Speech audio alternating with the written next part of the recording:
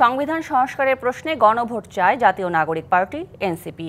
জাতীয় ঐকমত্য কমিশনের সাথে দিনব্যাপী বৈঠক শেষে সংবিধানের মূলনীতির প্রয়োজনীয়তা নিয়েও প্রশ্ন তোলে দলটি। পাশাপাশি প্রধানমন্ত্রী শাসিত নয় বরং মন্ত্রী পরিষদ শাসিত সরকার চায় তারা।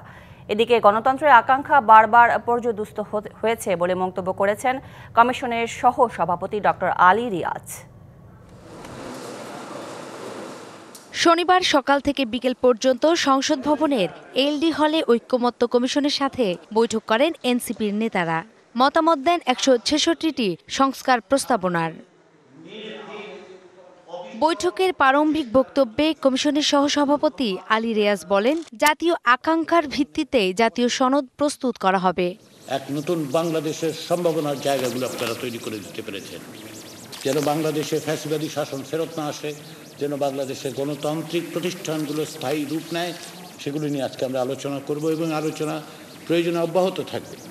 কারণ আমরা চাই যে জাতির যে আকাঙ্ক্ষা, সেই আকাঙ্ক্ষার জায়গায় একটি জাতীয় সনদ তৈরি করতে।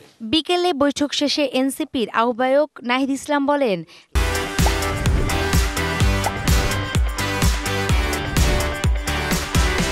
তারা চায় প্রধানমন্ত্রী নয়, সরকার হবে মন্ত্রী পরিষদ শাসিত। এ সময় সংবিধানের মূলনীতির প্রয়োজনীয়তাও নিয়ে প্রশ্ন তোলা হয়।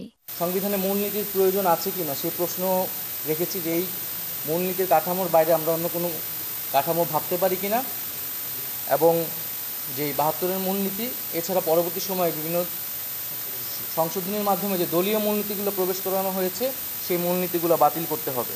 জুলাই গণহত্যার বিচার দৃশ্যমান সংস্কারের রোডম্যাপ ছাড়া নির্বাচনে যেতে চায় না এনসিপি। নির্বাচন অবশ্যই হতে হবে, কিন্তু তার আগে বিচার এবং সংস্কারের দৃশ্যমান রোডম্যাপ সরকারকে উপস্থাপন করতে হবে, বিচার এবং সংস্কারকে দৃশ্যমান করতে হবে, এবং এটার জন্য যেটুকু সময় প্রয়োজন অন্তর্বর্তীকালীন সরকার সে সময়টা অবশ্যই পেতে পারে। অভ্যুত্থানটার কারণ কি? কারণ একচ্ছত্র ক্ষমতার ভারসাম্য না থাকা, এবং আমরা যদি একই ফ্রেমওয়ার্কে আবার আমরা একটা ডেমোক্রেটিক ট্রানজিশনের দিকে যাই, সেটি কিন্তু কতটা সাস্টেনেবল হবে এটি কিন্তু প্রশ্নবিদ্ধ।